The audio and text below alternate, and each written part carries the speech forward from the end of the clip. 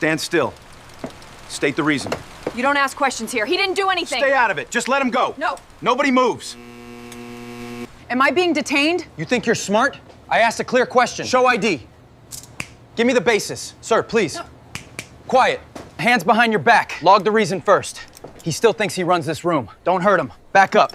My phone stays there. Your phone goes where we say. People like you don't give orders here. Then document yours. Still talking? Please, this is wrong. One more word and you're next. Come on, officer. Sit down.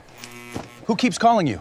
My daughter. Then she can wait. Do not decline that call. You don't tell me what to do. It says state office, too. Don't touch that phone. Check his badge. Sergeant, maybe we should... Not another word. Inventory the folder. Move. What badge? Everybody stay seated. Wait, something fell. Outside! Now! Preserve my property! You're done talking! That's from his badge case. His what? Door! The cuffs clicked around Marcus Reed's wrists while the whole diner watched. A young officer leaned close and said, "People like you don't give orders here." Marcus only looked at the untouched phone on the counter, the one still flashing with missed calls from the governor's office. Why was a quiet black man in dusty work clothes being treated like a threat? Why did he refuse to say who he really was?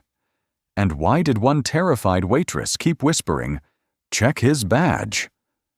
By sunrise, the same men who dragged him outside would be standing in front of cameras, learning that power has a memory, and justice can walk in wearing a mechanic's jacket.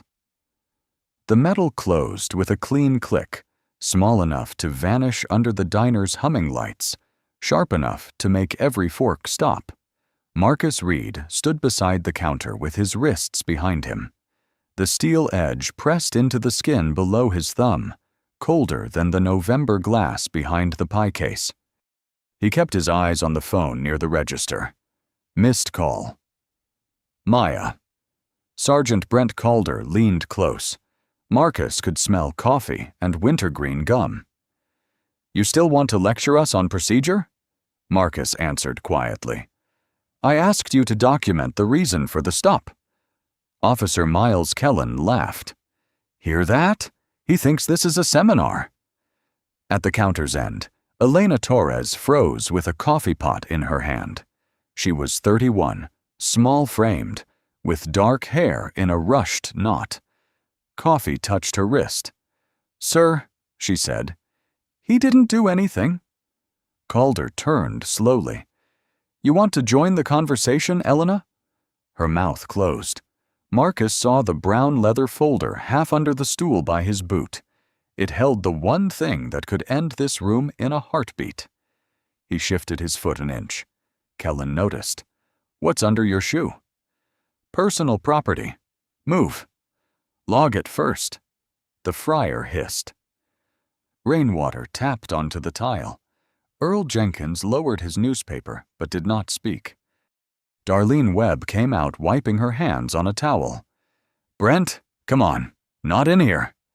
"Darlene," Calder said, "go check your biscuits." The towel twisted in her hands. Marcus turned toward Elena. "Ma'am, please keep my phone on the counter." Kellen stepped between them. "No messages. No calls. My daughter is waiting. Then she'll wait." The words moved through the room more slowly than the cuffs had. Mrs. Whitcomb lifted one hand toward her pearls and let it fall. Elena's eyes dropped to the phone. The screen dimmed, brightened, then went dark. Marcus took one breath. Burnt toast, lemon cleaner, old vinyl. His left wrist throbbed where the cuff tooth had settled too tight. Calder snatched the leather folder. For half a second, the cover opened against the counter. Elena saw the edge of an embossed seal and a clipped silver badge shape before Calder slapped it shut. "What is this?" Kellen asked. Marcus said, "Something you should inventory." Calder shoved it into his jacket pocket. "We'll see." "No," Marcus said. The single word made Theo Barnes, the trainee near the door, look up from the floor. His uniform sat too new at the shoulders, his notebook open but blank. Calder stepped closer. "No?" That folder does not leave my property without being logged. Kellen pulled Marcus toward the entrance, the rubber mat bunched under their shoes. Outside, red and blue lights washed across the windows. No one moved. Elena set the coffee pot down. Too hard. Glass rang against metal. Calder looked back. Careful. Her hand slipped below the counter, where her phone lay. Her thumb found the red record button, but her eyes stayed on Marcus. Cold air came in as they pushed him outside. Marcus glanced at the counter, at his dark phone, at the place where the leather folder had been. Behind the glass, Elena whispered, "Check his badge." Then she looked down and saw the tiny brass clasp from the folder lying on the tile by the stool. At 4:18 p.m., 6 hours before the brass clasp hit the diner tile, Marcus Reed pulled his old pickup onto Route 19 and turned the heater down. The cab smelled of dust, motor oil, and peppermint Maya had left in the cup holder. Cedar trees leaned over the road, wet leaves flashing bronze. Marcus kept his right hand near the breast pocket of his work jacket. The photograph had softened at the corners. In it, Lillian stood beside 12-year-old Maya after a recital, both laughing at something outside the frame. "You'd tell me I'm late already," Marcus said to the empty seat. The phone buzzed. Hannah Park appeared on the screen. Marcus tapped speaker.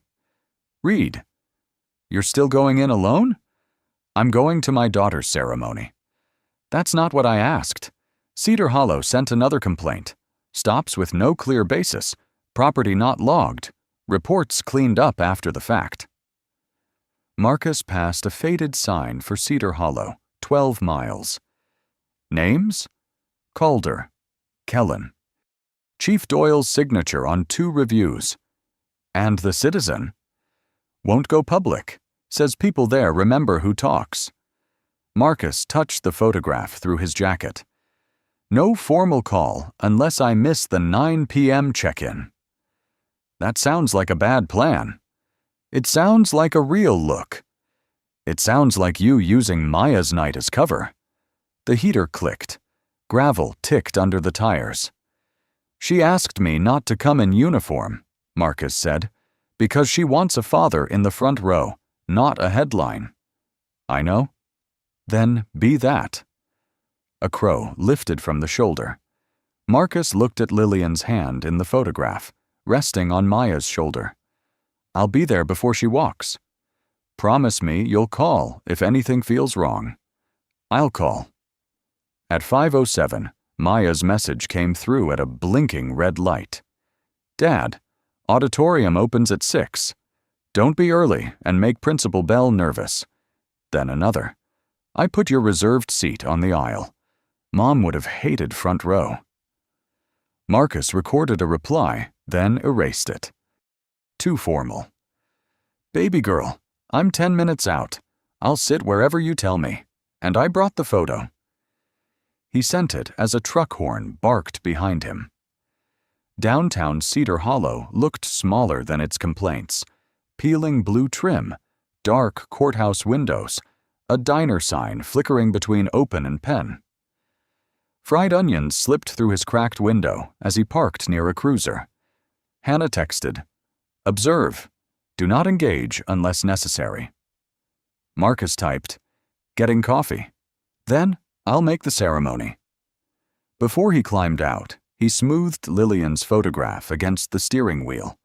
The paper had a crease through Maya's smile. "I'm trying," he said. A gust crossed the lot, carrying cold air and the distant thump of a school band warming up. Marcus locked the truck, placed Maya's folded letter and the photograph inside his jacket, and stepped out. He was halfway to the diner door when Maya called. "Dad? I'm here. Here at the school or here in town?"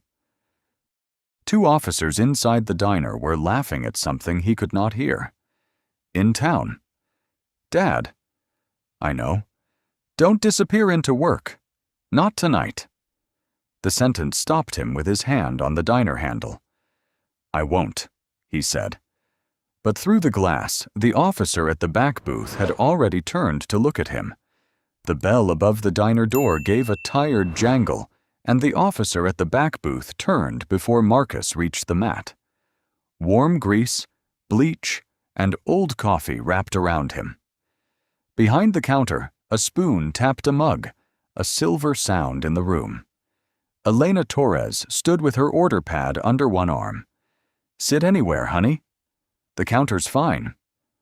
Sergeant Brent Calder sat at the far booth. Officer Miles Kellen chewed fries beside him. Rookie Theo Barnes held his hat in his lap, a blank notebook beside his plate. Kellen eyed Marcus's jacket. "Truck's got more rust than paint." Calder smiled. "Maybe he came to fix Darlene's fryer." The booth laughed. Theo did not. Marcus took the stool 3 seats from the register. "Coffee, black? Whatever pie is warm." "Cherry's honest," Elena said. "Then cherry." Darlene Webb sorted silverware by the pass-through. The spoon touched the mug again. Marcus noticed every worker heard it. Calder's phone buzzed. He checked the screen, and his face changed. "Everything okay?" Theo asked. "My mother's facility," Calder said. "She refuses soup. They call like it's a hostage situation." For 3 seconds, his voice softened. Then Kellen smirked. "Don't," Calder snapped. "I didn't say anything." "You were about to." Marcus lifted his coffee. "Burnt at the edges." Calder lowered his voice. "About the complaint." Theo's pencil moved. Kellen leaned over his fries. "People complain because they hate being told no. People complain when reports don't match body cam times," Theo said. The booth went still. Calder turned 1 inch. "Say that again." Theo's ears reddened. "Training question." That was not a question. Elena set down a chipped plate. The cherry pie trembled. "Anything else?" "Just the check when you can." "You in a hurry?" "My daughter's waiting." Kellen snorted. "Everybody's got someplace important." Marcus did not turn. Most people do. That answer reached the booth. Calder's eyes moved from Marcus's hands to the shape in his pocket. "You passing through?" Calder asked. "For the evening." "Business?" "Family." "What kind of family brings a man to Cedar Hollow in work clothes?"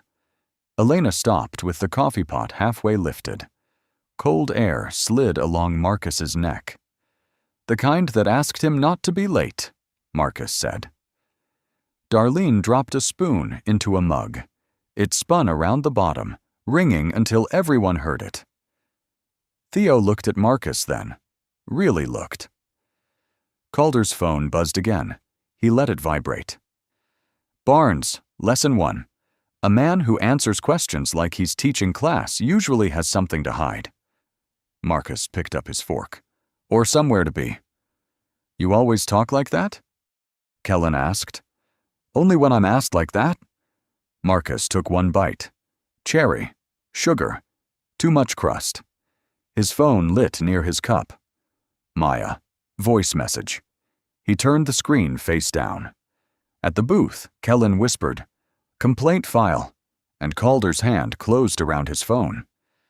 "No more talk about that in public," Calder said. Theo's pencil froze. Elena saw it. Darlene saw it. Marcus saw all 3 of them see it. The spoon in the mug gave one last tiny ring. Then the back door opened, and a man in a grease-stained apron pointed straight toward Marcus's old pickup outside. "That truck yours?" the man in the grease-stained apron asked. Marcus turned on the stool. Through the window, his old pickup sat under the diner sign, leaves caught beneath the wipers. "It is." "You parked across my delivery line," Darlene called. "Roy, deliveries ended at 4. Folks leave trucks like that, then something goes missing." A fork touched a plate. The fryer hissed. Marcus looked at his cherry pie. One corner was cut away. Dark filling bleeding onto the white plate, like a small mistake he could not put back. "I'll move it," he said. Kellen stood before Marcus could rise. "Hold up." Marcus kept his hand flat on the counter. "For what?" "For my curiosity." "That isn't a basis." Calder laughed. Listen to him. Kellen's boots squeaked on damp tile. "Name." "Marcus Reed." "Identification." "Am I being detained?" Elena held still until the coffee pot trembled in her hand. Kellen smiled. Television taught him a sentence. "I asked a clear question." Darlene stepped between two stools. "Miles, he said he'll move the truck." "Darlene, nobody asked you." Earl lowered his eyes. Theo opened his notebook, but his pencil never touched paper. Calder rose. "What brings you into Cedar Hollow?" "Family." "What family?" "My daughter." "Where?" "At school." Kellen leaned in. "You got a daughter at our school?" Marcus waited one beat too long. Calder caught it. "Why the hesitation?" "You changed from a parking question to a personal inquiry without explaining why." The neon sign buzzed. Kellen reached for the phone beside Marcus's mug. Marcus covered it with 2 fingers. "Don't touch that." "State the reason and log it." Calder stepped closer. "You running something through town?" "No." "Carrying anything that belongs to someone else?"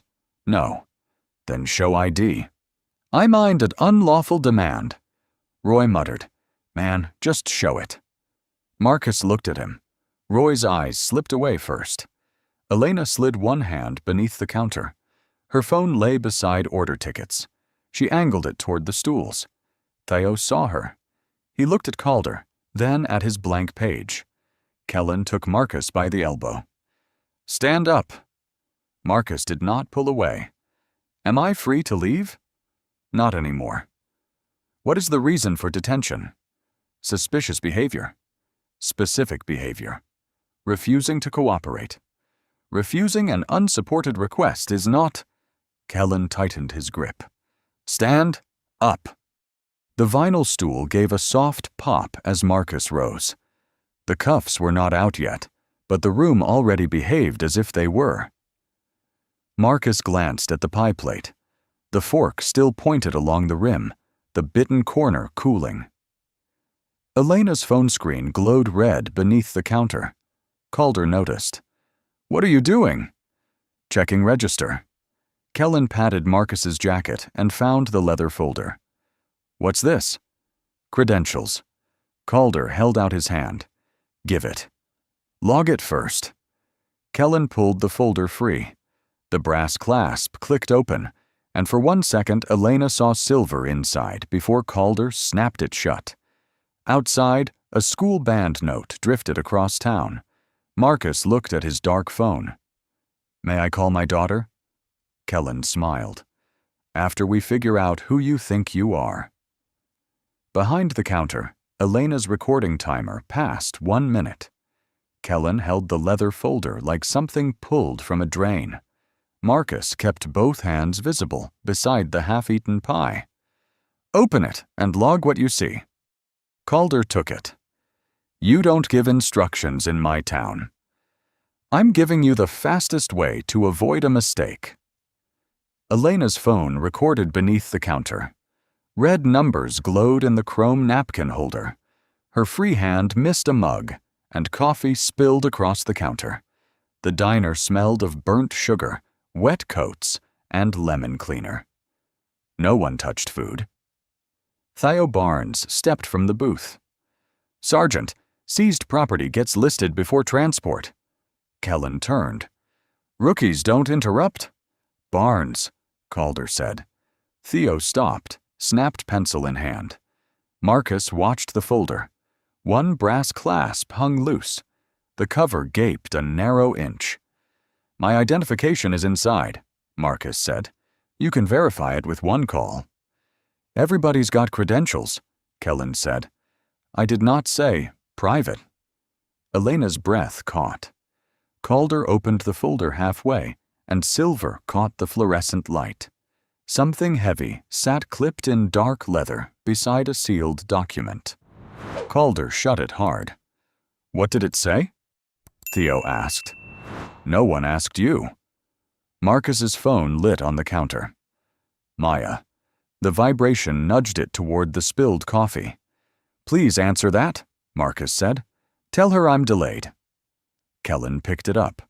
"Daughter again. Do not decline it." Kellen pressed the side button. The screen went black. Marcus's jaw tightened. "Put the call in your report." Kellen laughed. "What call?" The bell over the door rang. Chief Warren Doyle stepped in, gray at the temples, rain on his coat. His eyes moved from Marcus to the phone, then to the folder. "What is this doing in my diner?" "Out-of-towner," Calder said. "Refusing ID. Possible false credentials." "That is not accurate," Marcus said. Doyle did not look at him. "Who told you to speak?"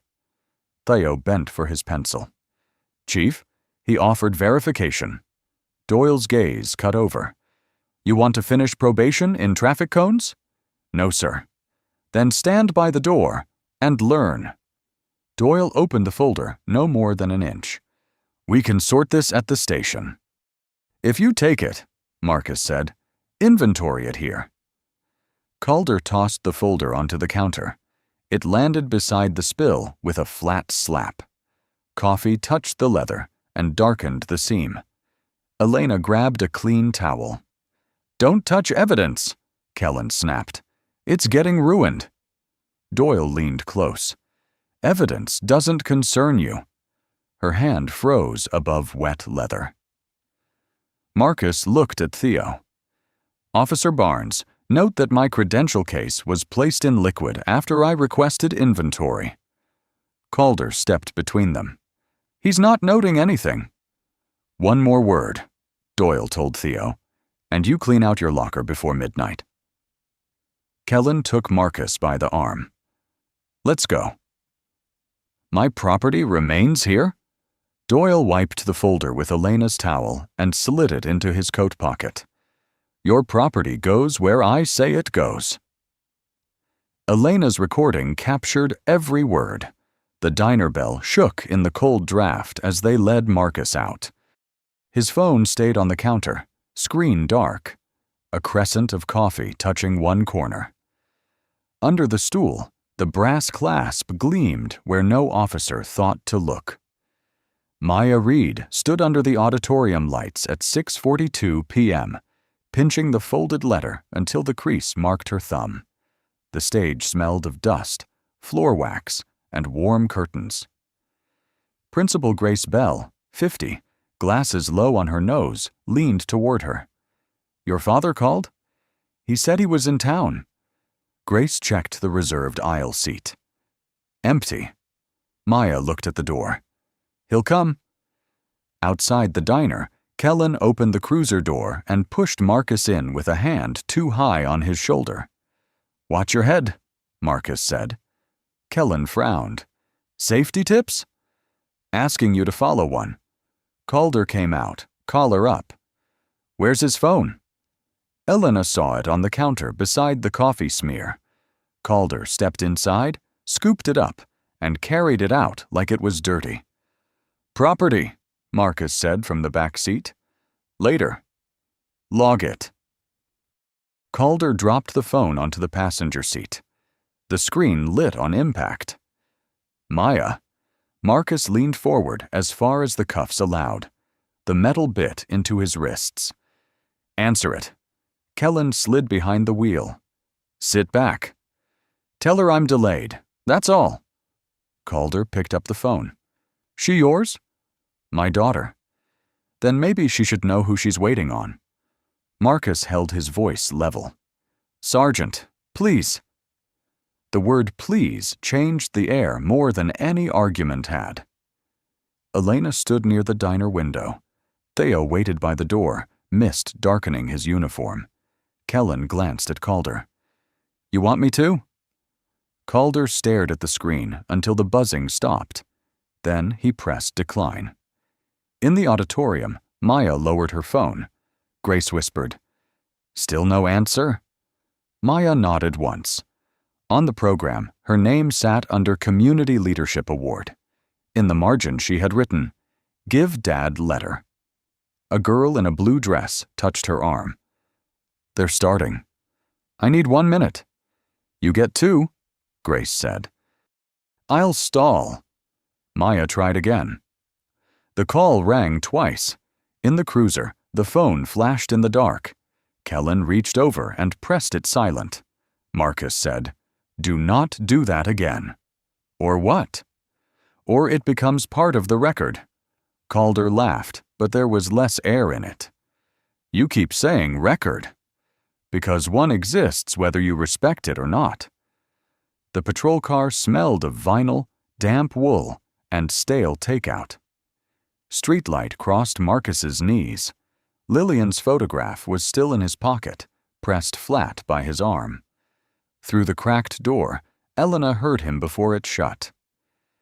"Tell my daughter I tried to get there." The sentence did not sound like a defense. It sounded like something a man set down because his hands were not free. Elena stepped off the curb. "Officer, his phone." Calder pointed. "Back inside." "He asked you to tell his daughter." "Inside."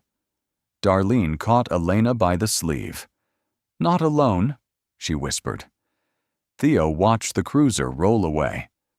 He opened his notebook and wrote, 6:49 p.m. Call declined. Daughter waiting. At 6:58, Maya stood behind the curtain and looked once more at the aisle seat. The paper in her hand shook from the small hope she kept trying to fold smaller. Principal Bell stepped to the microphone. "Our next honoree is Maya Reed." Across town, the cruiser turned toward the station, and Marcus watched the school lights disappear behind the courthouse roof. The station door shut behind Marcus at 7:06 p.m., and the sound rolled through the narrow lobby like a drawer being slammed. Kellen walked first, carrying the phone and the folder.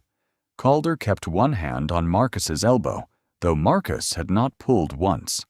The floor smelled of wet rubber mats and burnt coffee. A fluorescent tube flickered above the desk. "Bench," Calder said. Marcus sat where he was pointed. "I want the time noted." Kellen opened a report screen. 7:05. 7:08, Marcus said. "You correcting me now?" "I'm preserving accuracy." Chief Doyle came from the rear hall, sleeves rolled. "Put him in holding." "For asking the time?" Marcus said. Doyle stopped close enough for Marcus to see a shaving cut under his jaw. "For making this harder than it needed to be." The holding room was 10 steps down a short corridor. No window. One metal bench. On the wall above the bench, a pale square showed where a clock had once hung. 4 screw holes remained. Marcus sat beneath them. The cuffs came off only after Calder shut the door. Blood moved back into Marcus's fingers in a slow sting. He flexed once, then touched the breast pocket of his jacket. Empty. "Looking for something?" Kellen asked through the glass. "My photograph. Not in inventory." "There is no inventory." Calder's voice came from outside. "He wants housekeeping." Doyle stood behind him. "Write disorderly conduct, obstruction, failure to identify." Marcus lifted his head. "I gave my name." "You refused lawful cooperation." "I asked what law applied." Kellen typed. The keys clicked too fast. "Same thing tonight." "No," Marcus said. "It isn't." In the front office, Theo Barnes stood beside the copier with Marcus's property bag unopened. He could see the phone face down on the desk, the leather folder beside Doyle's elbow, damp along one seam. The brass clasp was missing. "Chief," Theo said, "shouldn't we print the property sheet before—" Doyle turned. "Before what?" "Before the report is finalized." Calder smiled without teeth. "Barnes, go check the back entrance." There's no one at the back entrance. Then you can't miss them. Theo's ears reddened, but he moved. At the corner, he looked once toward the holding room. Marcus gave him no signal. That made it worse. Inside, the air was colder than the hallway. Marcus heard a vent ticking above the door, the soft buzz of old wiring, then Kellen's laugh. He pressed 2 fingers against the pocket again. Lillian's photograph had been there in the truck, then in the diner, then under the cuffs. Now the cloth lay flat. Doyle appeared at the glass. "You want to help yourself?" Marcus stood slowly. "Return my phone. Let me make 1 call. Log the folder. Review the diner recording. Then decide if you want your name on what happens next." Kellen called, threatening the chief. "Quote me correctly," Marcus said. Doyle opened the slot in the door. "You think a calm voice makes you special?" "No." "Then what?" Marcus looked at the pale square where the clock had been. "It makes me patient." For a moment, no one answered. Maya's call came again from the front desk, vibrating against the wood, a small trapped sound Marcus could hear through 2 closed doors. At 7:18 p.m., Maya stepped into the bright circle of the auditorium stage and saw the empty aisle seat before she saw the microphone. The chair held her program folded once by Principal Bell. No coat over the back. No old boots under it. No father leaning forward with Lillian's photograph. Applause rose, warm and polite, then thinned when Maya did not move. Grace Bell touched her elbow. "You're all right?" Maya nodded. The letter in her hand had softened from being held too long. "This award," Grace said, "recognizes a student who serves this community when no one is asking her to be seen." Maya heard words through a high buzz in the lights. She looked at the first row. At the station, Marcus heard the phone stop. The holding room had no clock, so he counted vent ticks until they blurred. His wrists carried red lines where the cuffs had sat. He had asked for paper once. Kellen had laughed. Now the door opened, and Theo Barnes stepped in with a clipboard. "Need a signature?" Theo said. Marcus read the form. "This lists a wallet only." "That's what they gave me. My phone, folder, photograph, and letter are missing." Theo swallowed. "Letter? For my daughter." Through the glass, Calder watched. "I can't change it without approval," Theo said. Marcus took the pen, but did not sign. "Then don't ask me to make a false record true." Maya accepted the plaque. It felt cold at the edges. Someone called, "Smile, Maya." She tried. Grace leaned close. "Do you want to read your letter?" Maya looked at the folded pages, written after midnight and crossed through in places. "Not without him," she whispered. The microphone caught it. At 7:31, Doyle walked past Marcus's folder on his desk. The leather seam had dried into a dark stain. Calder tapped the report. "Obstruction and disorderly. Keep it clean." Kellen pointed to the time field. 7:05? 7:02, Doyle said. Makes the diner call look unrelated. Theo stopped at the file cabinet. Calder noticed. "You need something, Barnes?" "Just a form." Theo opened the drawer. His phone was tucked behind the hanging folders, camera lens facing the desk. He pressed the side button twice. In holding, Marcus sat with the unsigned form beside him. The bench was cold through his jacket. For the first time, he bent forward and rested his forehead against his clasped hands. He pictured Maya under lights with one empty chair cutting a hole in the row.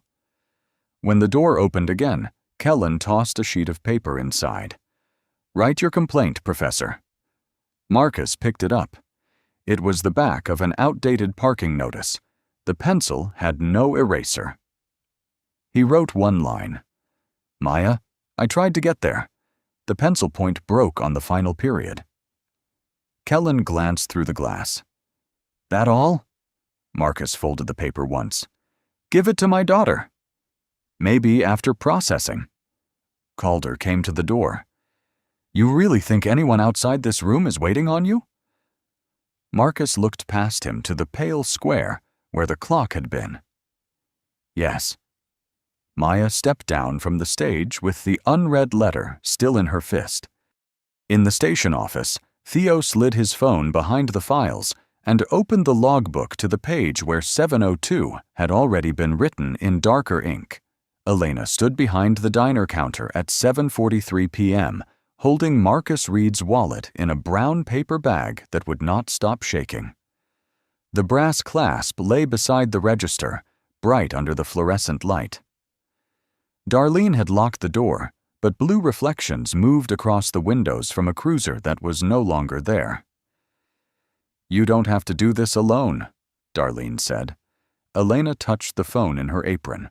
The recording was saved and copied. They took his folder. They took his phone. They left this. She slid the clasp into the bag. Paper rasped against her fingers. If I bring this, they have to let me ask. No, Darlene said. They have to see you asking. The station lobby smelled like old carpet, toner, and rain trapped in coats. Elena stepped in at 7:56 with Darlene beside her. The paper bag trembled against her skirt. Kellen looked up from the desk. Diner's closed? I found property belonging to the man you brought in. Leave it. I need a receipt. He leaned back. You need. Darlene set both hands on the counter. She said, receipt. From the rear hall, Chief Doyle appeared. What's in the bag? Wallet, Elena said, and something from his credential case. Doyle came closer. You shouldn't use words you don't understand. I understand what I saw. You saw a difficult man refuse lawful instructions. Elena's mouth opened, then closed. The bag crackled in the lobby. Doyle smiled without warmth. You still waiting on your health inspection renewal, Darlene? Darlene's hands tightened. That file is complete. Files get reviewed. Elena turned. You should go. Darlene stepped closer instead. No. The hallway door opened. Theo Barnes came out carrying forms. He saw the paper bag, then Elena's face. Property receipt is in the top drawer, he said. Kellen snapped. Barnes. Theo stopped, but he did not take it back. Doyle stared at him. Put those forms away. Yes, sir. Elena lifted the bag. I have a recording. Kellen stood. Of what? The diner. Doyle's voice went low. Careful. My phone was on the counter. You were in a public business. I didn't touch anyone. I didn't interfere. Kellen reached toward the bag. Elena pulled it back. Receipt first, she said. The only sound was the clock above the lobby door. It read 8:02. Elena noticed because Marcus had asked for time again and again. 50 miles away, Hannah Park sat in an unmarked state vehicle outside a rest area, frowning at her tablet. Marcus's route marker had stopped in Cedar Hollow. His check-in was still an hour away, but he never missed Maya. She dialed him again. No answer. Then she called the school. This is Deputy Superintendent Hannah Park. Did Marcus Reed arrive for Maya Reed's ceremony? Principal Bell's voice came thin and guarded. No, his seat stayed empty. Hannah's hand stilled on the wheel. When did she last hear from him? A little before 7. He said he was in town. Hannah looked at the Cedar Hollow police number on her screen. Inside the station, Theo slid a receipt form across the counter without looking at Doyle. Elena placed the paper bag down. Her fingers finally let go of it. Then the front desk phone rang, and every officer in the lobby turned toward the sound.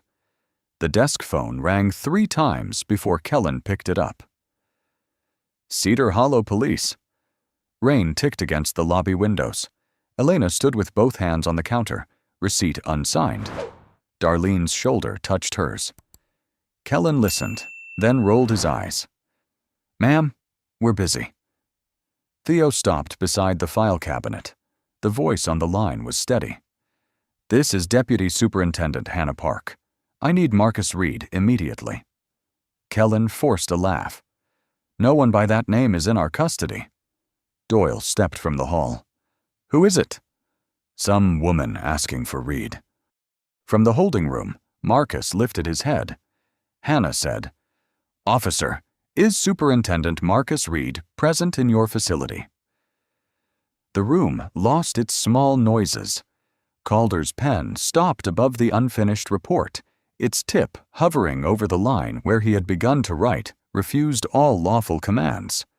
Kellen's mouth stayed open. "Say that again?" "You heard me." Doyle took the receiver. "This is Chief Warren Doyle. Identify yourself." "I already did. Deputy Superintendent Hannah Park, Internal Oversight Division. You are holding my superior. Answer the question." Doyle looked at the leather folder on his desk. The seam was stained, the clasp missing, the edge still damp. Elena whispered, "Oh my God." Doyle pointed. "Not another word." Hannah said, "Secure camera footage, station audio, booking logs, property sheets, call records, and handwritten notes. Do not alter anything." Calder slowly lowered the pen. Kellen mouthed, "Superintendent?" Doyle covered the receiver. "Get him." Calder did not move. "Now," Doyle said. The holding room key turned. Marcus stood before the door fully opened. Red lines showed at his wrists under the white light, but his voice stayed even. "My phone?" he said. Calder's hand tightened on the frame. "There's a call." "I know who it is." Kellen held the receiver out. Marcus looked at Elena, the paper bag, Theo's lowered eyes, then the report under Calder's hand. When he took the phone, he said, "Park." Hannah exhaled. "Are you injured?" "No." "Are you free to leave?" Marcus looked at Doyle. The chief said nothing. "Not yet." "Do you want me to activate state response?" "Begin preservation protocol. No uniforms through the front until I ask." "My daughter?" "She was at the ceremony. Principal Bell said the seat stayed empty." His fingers closed around the receiver. The plastic creaked. Doyle looked at the floor. Marcus said, "Call Maya. Tell her I'm alive. Tell her I will explain." "I will." He handed the receiver back. Doyle did not take it quickly. Marcus stepped to the desk. The unfinished report lay open, the pen still in Calder's hand. He read the line. "Don't finish that," Marcus said. Calder's lips parted. No answer came. Elena slid her phone across the counter. "I have the diner recording." Theo reached into the drawer and brought out his phone. "I have the logbook photo." Kellen stared at him. "Barnes." Theo placed it beside Elena's phone. "I wrote the real time." Doyle closed his office door with a careful click, as if a softer sound could keep the night from entering. Marcus looked at the stained leather folder on the desk. "Chief," he said, "open my property bag in front of witnesses." "Open it here," Marcus said. The station held its breath. Doyle's hand moved to the damp leather folder. Elena stood beside Darlene with the unsigned receipt in her fingers. Theo Barnes placed his phone face up on the counter. Calder cleared his throat. "Chief, maybe we should wait." Marcus looked at him. "You processed me without waiting." Doyle opened the folder. The silver badge did not shine like a movie. It simply sat under the desk lamp. Beside it was a credential card with Marcus Reed's photograph, his name, and the title Doyle read twice before his voice thinned. Superintendent, Virginia State Police. Kellen stepped back and hit the copier. Marcus wiped coffee from one corner. Bag my property correctly. Preserve the report draft. Call log. Holding room recording. And every camera angle. Doyle swallowed. Superintendent, this is a misunderstanding. No, Marcus said. A misunderstanding ends when ID is offered. This continued. At 9:12, 2 state vehicles arrived without sirens. Deputy Superintendent Hannah Park entered first. Behind her came investigator Tessa Monroe, 44, gray hair cropped close, notebook open. Hannah saw the red lines on Marcus's wrists. Maya knows you're alive. Marcus closed his eyes. Thank you. Tessa faced the room. Nobody leaves. Nobody touches a keyboard. Write what you remember before speaking to each other. Kellen lifted both palms. Are we being accused? Tessa clicked her pen. You are being preserved. By 10:03, the county room had been opened. Judge Elaine Porter, 61, glasses on a chain, sat at the center table. Every chair sounded smaller when she entered. Marcus placed his badge folder under the ceiling light. It made a soft sound against the wood. Judge Porter looked at Doyle. Chief, explain why this man was detained. Doyle folded his hands. Officers encountered an unknown male acting evasively in public.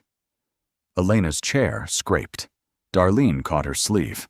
Marcus said, Let him finish. Calder leaned toward the table. He refused to identify himself. Theo raised his head. He gave his name. At the diner, Theo said. He said, Marcus Reed.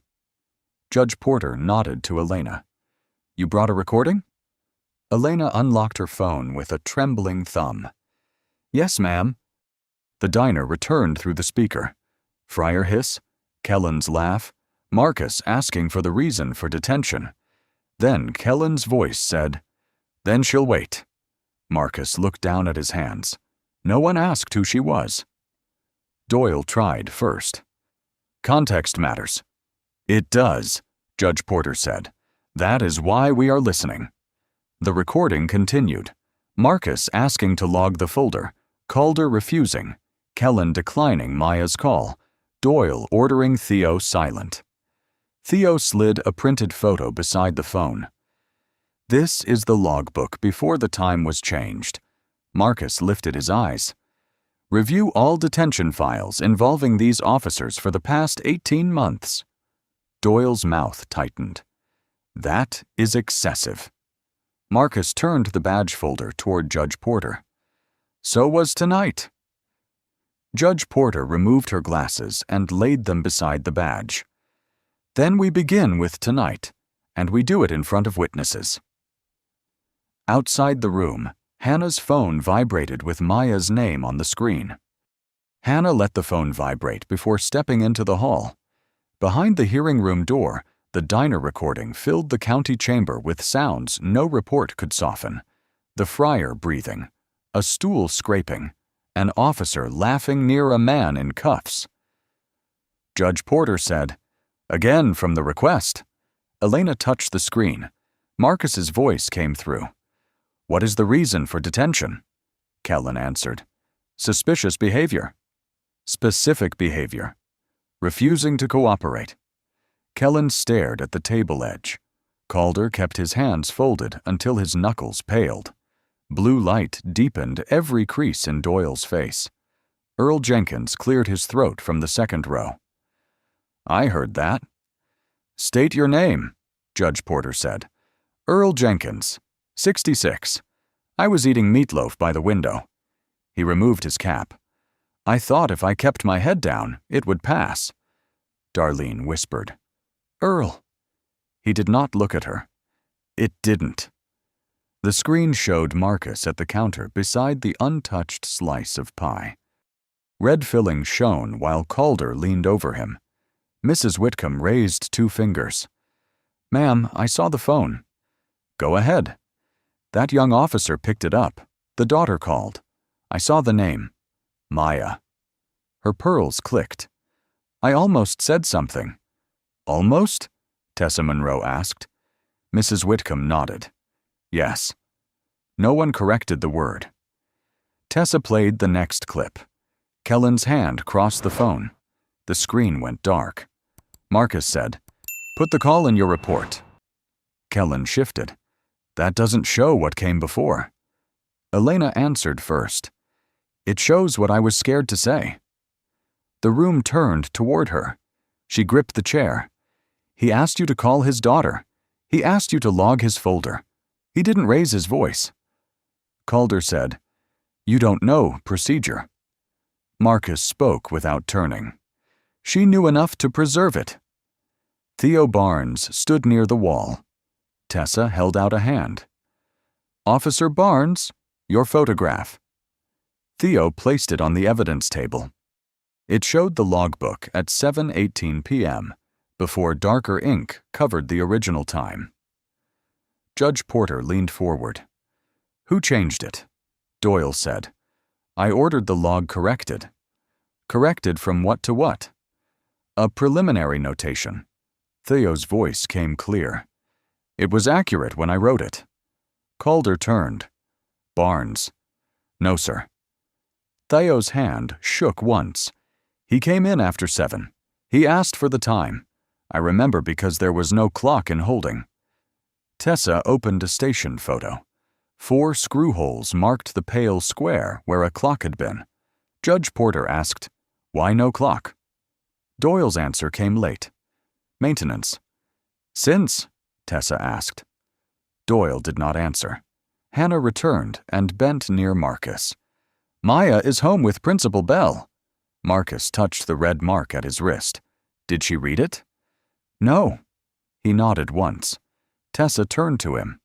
"Superintendent, do you have questions?" Marcus looked from Earl's cap to Mrs. Whitcomb's pearls, Elena's phone, and Theo's photograph. The room waited for anger and got a tired breath. "One," he said. Marcus faced the officers. "How many people came through that room without my title, my office, or someone like Deputy Park calling after them?" The monitor glowed blue on their faces. In the back row, Earl folded his cap until the brim bent. The question stayed in the hearing room after Marcus finished it. No one answered. The monitor colored the witnesses' faces blue, and the old vent clicked like a loose coin. Judge Porter put her glasses back on.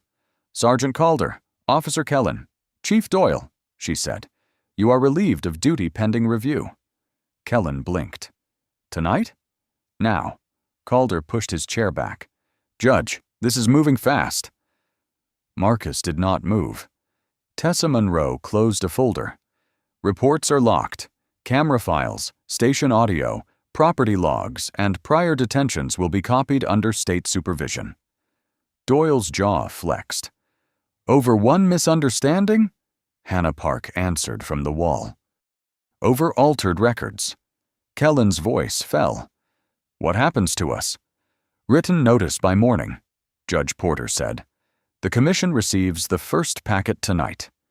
The word tonight landed harder than a gavel. Calder stared at Theo Barnes. "Satisfied?" Theo's face tightened. "No, sir. You took pictures of your own station." "I took a picture of the truth before it disappeared." Calder looked away first. Outside the chamber, the hallway was colder. Elena stood near the vending machine with Darlene. Her recording phone was sealed in an evidence bag now. Without it, her hands had nowhere to go. Tessa approached. "Ms. Torres, someone may contact you tomorrow." Elena nodded. "Will my diner be inspected?" Darlene turned. "Elena, it matters. No retaliation will be tolerated," Tessa said. "We will put that in writing." Elena swallowed. "He said files get reviewed." Marcus had heard. He stepped closer. "You should not have had to risk your work to tell the truth." She shook her head. "I waited too long." So did most of the room, Earl Jenkins said behind them. Theo came through the doors, holding his cap. "Superintendent Reed?" Marcus turned. "I should have stopped it sooner." You were ordered silent. I listened. Down the corridor, Calder and Kellen surrendered their duty belts to a state lieutenant. No raised voices, only buckles, keys, and metal laid in a gray tray. Doyle stood apart with his phone, but no one seemed to be calling him back. Marcus said, "Fear explains a delay. It does not erase it." Theo nodded. "What do I do now?" "Tell the same truth tomorrow." At 11:38 p.m., Hannah handed Marcus his phone. The screen was cracked at one corner, dried coffee marking the case. Maya's name sat above too many missed calls. He stepped to a window facing the courthouse lawn and pressed call. It rang once. "Dad?" Her voice was small, and the silence after it filled his ear. "Maya." "You missed it." "I know. I kept looking at the door." He closed his eyes. The glass was cold near his forehead. "I tried to get there." Another silence. Not empty. Waiting. "They told me you were alive," she said. "I didn't know that was something I had to be grateful for." Marcus's fingers tightened around the phone. "I'm sorry." "I saved the letter," Maya said. He opened his eyes. "I didn't read it. Not there. Not without you." Behind him, Calder passed with a state officer. For 1 second, he looked at Marcus as if expecting victory to have sound. It did not. Marcus kept the phone to his ear and said only, "I'm coming home." At 8:05 a.m., Marcus Reed stood in the Cedar Hollow council room with one clean sheet pinned to a corkboard that smelled of fresh glue. The heading was plain: Temporary Detention and Property Safeguard Order. No one clapped. Chairs scraped. Paper cups steamed on the side table. Theo Barnes sat in front with his hat on his knees. Elena Torres stood near the back with Darlene, aprons under winter coats. Councilwoman Ruth Ames, 47, entered carrying folders. "Superintendent Reed, the council is ready." Marcus pressed the corner of the new rules flat. "Then we begin with what failed." He faced them. The marks on his wrists had faded to thin red lines. No detained person leaves a public place without a recorded reason, time, and property receipt. No phone, wallet, credential case, letter, or photograph enters a station without 2 signatures. No family call is declined without notation. Theo looked down. "Officer Barnes," Marcus said. "Read line 4. Theo stood too fast. The chair legs cried against the floor. Holding rooms must display a working clock visible to the person inside and to the recording camera. The room tightened around the word clock. "Effective when?" Ruth asked. "Before lunch." A reporter called through the glass. "Is this because it happened to you?" Marcus waited until the doors stopped rattling. "It is because I was not the first." By 10:30, the training room smelled of warm plastic from the projector.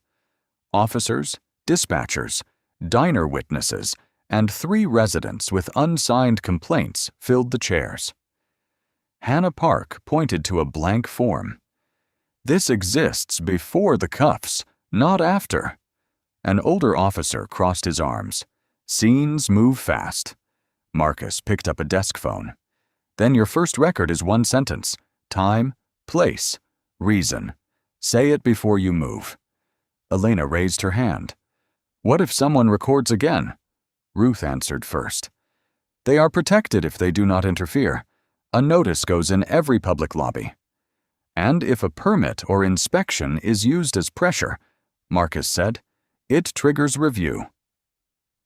At noon, Marcus walked with Theo to the holding room. A new clock ticked above the door. Theo stopped under it. "I almost quit last night." "Why didn't you?" "I didn't want Calder to be the last person who taught me how to wear this." He touched his badge. "I don't know if people will trust me." "They should not have to trust you blindly," Marcus said. "Give them records they can check." Theo nodded. Yes, sir. At 2:14 p.m., the diner bell rang when Marcus entered alone. The lunch crowd softened, then made room. Elena slid an envelope across the counter. This came from Darlene. Inside was a copy of the witness notice and one handwritten line, "Witnesses matter."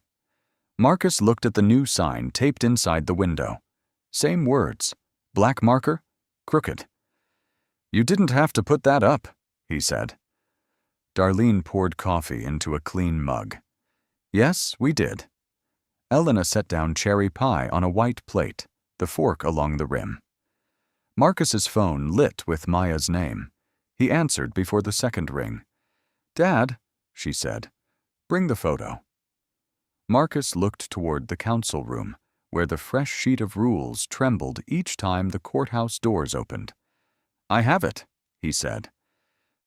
3 weeks later, at 7:12 a.m., Marcus sat at his kitchen table while Maya unfolded the letter she had carried on stage and never read. Morning light rested on the old photograph between them. Lillian's smile had a crease through it, same crease Marcus had smoothed on his steering wheel before Cedar Hollow. Beside it lay the small brass clasp Elena had found under the diner stool, polished now, no longer evidence, just a reminder of how close the truth had come to being swept away. Maya cleared her throat. "I wrote this before I knew you were coming." Marcus wrapped both hands around a mug that had gone cold. "Read it the way you wrote it." She looked down. "Dear Dad, when Mom died, everybody told me you were strong. I used to hate that word, because strong meant you left before breakfast and came home after I was asleep." Marcus lowered his eyes. "But then I learned strong can also mean showing up tired. It can mean carrying things quietly so someone else gets to stand under lights." Her voice broke on the last word.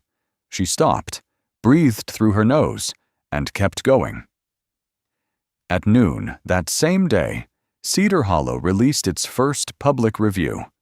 Calder was dismissed after the disciplinary commission found altered records and improper detention practices. Kellen resigned during the investigation and was barred from patrol work pending certification review. Doyle retired before the final vote, but his last 6 years of detention files were reopened under state supervision. No one cheered at the announcement. Elena watched it from the diner counter while pouring coffee for Earl Jenkins, who now sat facing the room instead of the window. Mrs. Whitcomb brought 3 written statements from neighbors who had been afraid to file before. Darlene taped the witness protection notice beside the menu, straight this time. Theo Barnes stayed with the department under probation and new supervision. Every morning he checked the clock in holding, signed the property log twice, and left the pen on top of the form where anyone could see it. By winter, the new procedure had spread beyond Cedar Hollow. Every temporary detention in the county required a recorded reason before transport, a visible time record, 2-person property inventory, and a family call notation. A civilian review channel opened in a converted courthouse office. On the first day, Elena brought pastries and said, "For the people who finally walked in." Marcus visited once, not in uniform. A man waiting with a complaint recognized him and stood too quickly. Marcus raised one hand. "Sit. Tell it in your own words." That was all. On a quiet Saturday, Maya placed her award on the kitchen shelf beside Lillian's photograph. Marcus handed her the folded note he had written in holding. "Maya, I tried to get there." She read it twice. "I know. I wanted that night back." "You can't." "No." She slid the paper under the frame, next to her mother's picture. Outside, a school bus passed with a soft sigh of brakes. The house smelled of toast and coffee. Maya touched the polished brass clasp. "What do we do with this?" Marcus thought of the diner floor, the cold bench, the empty seat in the auditorium, and every person who had finally spoken after waiting too long. We keep it where we can see it. Maya nodded and set it beside the photograph. The morning stayed bright on the table. If this story stayed with you, tell us in the comments about a time you saw someone treated unfairly and wished more people had spoken up. Stories like Marcus's remind us that dignity can be protected by one witness, one record, one person refusing to look away. Share this with someone who believes justice should not depend on status, uniform, money, or a title. And subscribe for more emotional stories about quiet resilience, accountability, and the kind of systemic change that begins when ordinary people tell the truth. Thank you for watching. And remember, sometimes the smallest detail left on the floor is the one that brings everything into the light.